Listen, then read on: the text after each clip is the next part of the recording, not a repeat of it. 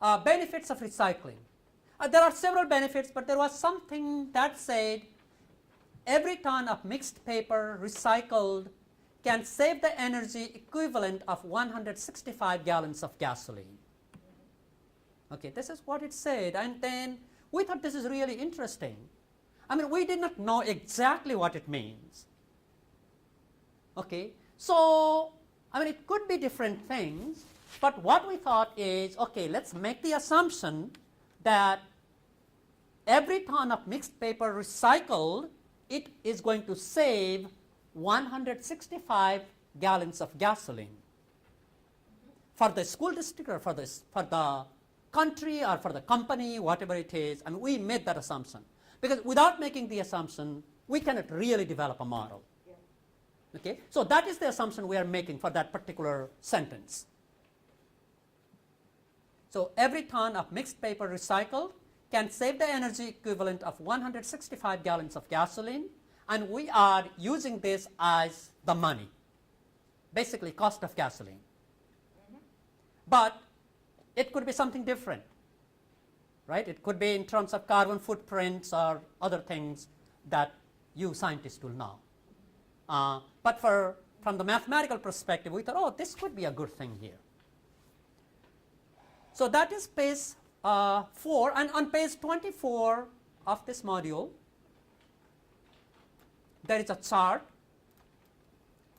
right? And then it describes like the methodology, how to collect data, and then the school districts or the groups of students, like if you are asking the students to do it, then the group A, group B, like different students will complete this table. Okay, and we have the school-wide waste chart, like this one. It is on Blackboard, but also we made some copies.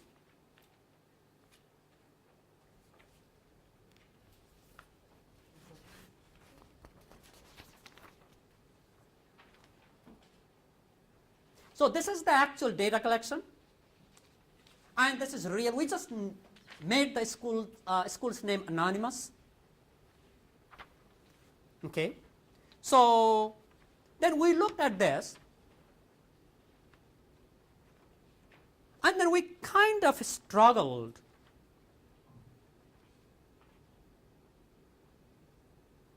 with various things. But I wonder, you know, if you, I mean, you can talk with each other, and then in this data collection, if you find any issues or if it is straightforward to you, can you take a couple of minutes? Can you just talk to each other and then talk about the data here? And this is the real data collected from a school. Could we talk a little bit about the whole class? Just like in the whole class, let's talk a little bit about I think like we talked to many of you when you were talking. I think we had the similar kind of thinking. Like for example, in the table, right, there is mixed paper 55.3 there, 8.4 there. Would somebody like to share what the issue that you came up with? Like, is there anything? Was this everything clear to you, or you have to make some assumptions? We don't know what each column is. We don't know what units you're using. That is one big issue, right? We say when we teach measurement to children, we say make sure you have the unit. Also, we have to assume that every day they throw the same if we want to calculate. Exactly. We have to make that assumption. There's an assumption about. But everybody sort of figured out that this sort of went with this measurement here, and this sort of went with that. So I think we were assuming that this is the recycled paper, whatever units, and this is the paper that could have been recycled but was thrown away. So at the end. So that's what we came up with. Oh, I didn't. what I came up with is that even using other kinds of paper, they are throwing away as much as they are recycling. The difference between 55.9 and 54.5 is negligible. Yeah. Oh, so you're including all of the paper. No, I'm just thinking, yeah, if you include all of the paper, what they throw away is almost as much as they they recycle. Uh-huh. So the waste is. And then would the units matter if you make that assumption? You have to make the assumption that everything is in pounds. Well, the At least units that they do be matter consistent. eventually, depending on what you're gonna do with the data. Right. I mean, we can talk about the ratio of recycled to thrown away, Yeah, 55. which could be No, interesting, United States. but, but if we wanna go on and talk about saving money or converting to gallons of gasoline or something like Uh-huh. that, we need that. We have to, so we had to make assumption, we had to make so many assumptions actually, like to come up with something. But one implication could be, because I think you would be involved with helping students teaching this, collecting data, and in this table, the table is from the module itself. So, like for example, if you can make sure, and first of all, like if there is a number, what is that? So maybe if it's pound, then labeling that as pound. Oh, yeah. Or if there is volume, the unit of measurement. If quantity, if it's a count, the measurement would be count, like how many pieces of paper. That information is really critical. And by the way, in the instructions, it doesn't tell you how to measure the amount. It said it could be volume or pieces or, so it's not like it says measure this in pounds. So if you're gonna compare with another school, you better make sure you're all choosing Mhm. the same, or at least writing down what your units are so you could convert. What I really like about this is that it has the number of students and staff in the school, and you can calculate and do a lot of things from day to day with variability and everything else. That information is really useful. So our problem now is, I think we put the problem here based on this data. So school A recycles 55.3 pounds of mixed paper every day. It throws away 8.4 pounds of recycled paper. We made the assumption, but that is the result of the assumption we made. The school is open 182 days per year. That information is actually given in this data. I think we got that from looking at another page. It's 182 days. So these are the questions we are trying to solve. Assuming the school recycles the same amount of mixed paper every day. Actually, in mathematical modeling, it was not even necessary to say that. Like, assuming that it is the same amount every day. I think that if that information is not given, as problem solver, I assume we have to assume that. Okay, And we but have to assume that because right now that's all the data we have. So if you don't like a single day, go collect more than one day's worth. but if in case, let's say the school collected the recycled mixed paper for all of the 182 days, right, and we had the total, we will never make this assumption. We'll use that information. But that means you can't even work on this problem until you've been in school for a full year and you can't even do it until the next year. So that's not terribly satisfying. And that means that somebody's gonna do it every day and that's probably not gonna happen. So you're probably lucky if you could get this measurement once, maybe 3 times if you're lucky. Right? So you take what you can get. Okay, so one question that we are trying to solve is, now we made the assumption that the saving in gallons, we made the assumption that that is monetary. Okay, so based on that, we have a question to answer. Assuming the school recycles the same amount of mixed paper every day when it is open, how much money does it save per year? Like, we are not sure if the school saves the money. Maybe it is the recycling company saves the money, like whoever saves it, but we are making the assumption that it's the school, or maybe there is some kind of credit given to a school for having this recycling project. Okay, so how do we solve this?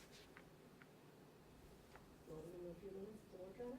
Yeah, probably, like everybody is in a group. I think you have pencil and everything there. Maybe, do you want to take I a have calculators. do you want to take a few minutes here, like to Why don't you solve? take- There are 3 questions. 1,000 kilograms. So for the customary system, 2,000 pounds. So in an actual, I think some of the issues that we kind of talked about before, that when we have a table like this, and the table was confusing to us, like for example, if we had to make a table, like if Marsha and I had to make a table, probably we would have only maybe 3 columns, mixed paper, recycled amount in pounds. I mean, usually we make that kind of tables, like in math. Mixed paper, and up in the recycled, heading, you put your units. Yeah. Recycled amount in pounds. So that 55.3 would go under that. And then we'll have thrown away amount in pounds. And that's it. Thrown away But- paper that could be recycled. Yeah, I think yeah. that's recyclable, how do you say it? Recyclable, thrown away. Paper that got thrown away. Yeah. So I think that table would be much more effective in terms of solving problems. So like when we give some data collection work for students to do, it's really important to think about the table in advance, like how to organize data and so on. So that is one issue that we could not figure out, but we had to solve a problem, so we made some assumptions. Okay, so that is the assumption we made. That was 55.3 pounds was recycled, 8.4 was thrown away, and we are basically in line 1. I mean, this thing would have been completed, but it's not. But even line 1 had so many mathematical possibilities. Okay. Now the other thing is that information about the energy equivalent. I mean that could be completely different. Like probably that's more in carbon footprints or something like that. But what we thought that this could be, like for mathematics, we can, like understanding that energy equivalent is not necessarily in terms of money. I mean, that has to be negotiated. And once that is negotiated, and there is a clear distinction between the scientific concepts and what we are trying to do mathematically, then I think this is a very interesting problem. Because in some programs, they do have bonus, actually cash bonus to school districts for doing the recycling. So, I mean, there is a real monetary possibility. So here we are assuming that, how much money in terms of the gallons of gas, but if that could be problematic from scientific perspective, we can just completely not do the money part. We can simply say, what is the energy equivalent? How many gallons of energy equivalent it could be? So that we don't have to deal with the money at all. And we still get to the same mathematical computation. Okay? So those two things. And the other thing that I think we want to emphasize is, once the assumptions are made, like there is a lot of computations, there's a lot of formulation to be done, and those need to be precise. Assumptions could vary, because people have different experiences. And they can make assumptions which are variant, not a lot though. I mean, we cannot, I think that need to make sense, but it still vary, but the computations required should be accurate. Okay, so still the Common Core's emphasis of preciseness and accuracy matters in mathematical modeling. Now, by the way, like if you're trying to do the money, like convert the that into money, if it was the money saving, how much did you come up with? For the district. For the Yeah, we used $4 a gallon and we ended up with like $3,300. That's what we did. okay, $4 a gallon? Yeah. Yeah. That's what it is right now. But somebody could say I'm using $3.90 and that is respected. Well, I or- live in Massachusetts, I only paid $3.65. That's, Don't you know, trust that's a you whole other diesel and not gas. So you see, like there is the part for assumption, but if somebody puts like $1.05, obviously that assumption is not good. That's a bad assumption. So I think another thing that we need to focus on is assumptions need to be logical and valid. Yeah. No, it's not a random case. Right. So once we have that, then we can do the calculation. And then what about the second part? We want to go to the energy investigation. I think that is really about the money, the next one. But here, like, if we have to do the state and the country, right? I think that is the next problem that we have. So how much the Connecticut, how much the state of Connecticut would save, how much the U.S. would save. We would make to know how many schools. Yeah, we'd have to how do many it districts and things like that. Yeah, yeah. Do it by district or do it per student or per school. Is it per students or per school? Yes. Some schools have 160 Right, well, students we- in them, some have 600 students in them. Yeah. So maybe we should. Population changes. We calculated the paper waste per person, Yeah. Your district. and then figuring out the population of school-aged people in the United States would Yeah. not be that hard census data. Although our estimate was almost a pound per person per day, and that seems very high to us. Now, Yes. Uh-huh. which makes me wonder if the assumption about pounds is not right also. Maybe we're talking about items thrown away.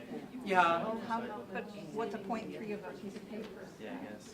Yeah. I mean, They should know. paper is heavy. Yeah, but a pound of paper per person per day? Yeah, that's big. Well, maybe there's a lot going to 0.8 the pounds. office or something. Yeah. Yeah. I mean, it cannot be the count, right? Or they maybe they were doing the 55 and then the 1/3 of the piece of paper. I mean, maybe that's what they were doing. Who knows? But But when you collect your data, you need to be very precise writing down what it is, how you're measuring, what you're recording. And if you're doing something where you're comparing with another school, you have to make sure that you're collecting data in the same way.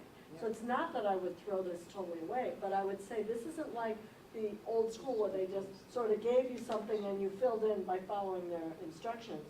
This requires that you come up with how you're planning to fill in the data, and that you leave that record for somebody else to review, because we struggled. And you shouldn't have, I'm a statistician, as a statistician, I shouldn't have to struggle over what's in a table.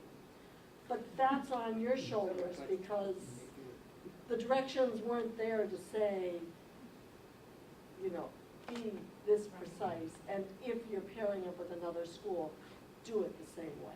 Or provide enough so that you can convert units from one school to another. So that becomes important, but it's not like just fill out the table, because that wasn't. Don't you think that would have been a good idea? That they came up with a formula that all the schools would have to follow, so that the data could be then shared across Connecticut? Or they wrote about good practices of data collection so that you could at least Because convert. then at least we all would be able to then use other schools' data. But I shouldn't be criticizing that, but that was problematic. Should we be told that it has to have to? I mean, there is actually like this module has lots of directions, but also in mathematics, we want the directions to be clear on the table where the data is. Like to find out what this is on page 24, I don't need to go, I should not be going to page 8 or page 9 where the direction is. I mean, like having detailed direction is good, but then maybe, I think actually in one of the other tables, there is a summary of directions right there, and that is very, very useful. But I don't think on this one. I'm referring to the green leaf, because I'm going, we're all green leaf schools here, so, or becoming green leaf schools, so in that preparation, there is a question that asks you to measure the amount of, right, I didn't do this part on ours, because we had someone who lead all parts, but there was a question that asked how much the volume of recycling that goes on in your school, the volume of the material. And now you're saying that it was open-ended, I believe, the way the question was worded. So not every school was going to go approach it the same way. And I'm wondering if that's something to bring up to Laurel and other people, that maybe they should think about there being one specific way that we all do it in the future, so that then that data becomes even more valuable No? What I would say is, for the mathematical analysis, I mean, if, for example, school districts can come up with a mathematical formula to compare, I think that would be good, but that is just one way. I think we should be open to be able to compare data in multiple ways, not just the formula. But then when we get into this, we get to statistics, like we can do the averages, means, standard deviation, and so on. I mean, those are formulas. But I think what is really important to have is the basic thing. Like, for example, when you look at the history of measurement, and people used to do the non-standard unit of measurement. Like, for example, when they used to sell land, right, they would measure the length and width using the cubit or hand, and then the person who wanted to sell the land, try to bring the person who had the shortest hand, so that could get more money, and whereas the buyer would bring the person who has the longest hand. And then we used to have like that. And then realizing that it's really, really important to have the standard system of measurement, right? So if it is volume, what is the unit? I mean, it can be measured in volume. There is no problem for the mixed paper. But we need to know what the unit is, and it can be measured in weight, right? And we need to know what the unit of measurement is. But the unit of measurement is really critical in measurement. And in terms of a big study, if you were doing a big professional study, you would hope that everyone's measuring the same way. That doesn't always happen that way in the real world. So as a statistician, I always look at the unit and see if I have to take my raw data, and from this study over here, which is in pounds, and this study over here, which is in volume, then I have to kind of go, oh, now I need to know how much paper weighs per volume so I can convert this into units that are comparable. That's much more difficult. Do I actually have to do that sometime in the real world? Yes, I do. That not everybody makes their perfect studies where they all measure the same way, because life would be so much easier if they did, but it doesn't always happen that way. So for ease and use of this study, so there's no confusion, if you all had the same directions, would it be better? Absolutely. Now, when they sell reams of paper, don't they have like that pounds? Is that Yeah. density or is that mass? What is? Do you know what is that? It And tells there is you a the 20 weight of pounds, the- 24 pounds, right? And Yeah, the weight of 24 pound. paper is per some cubic unit. Yeah, So- I so don't it's- know what it really means. I don't. I don't remember, but it is a standard measure. Probably Well, there is a different paper weighs standard. Yeah. different amounts, Right. so. You have paper that's more dense than, Well, you have paper that's thicker. yeah. Yeah. I think the density is probably all about the same. You think so? It's not the content makes some more dense than I doubt others? it. If it is the same material, then the density should be the same. Yeah. Right, but Yeah. you can get thicker paper or thinner paper. Yeah, yeah. And that's Um, what those weights refer to. And you wouldn't be that far off. I don't think you would, even if you estimated. Now for this, we would like to go to another activity from another module.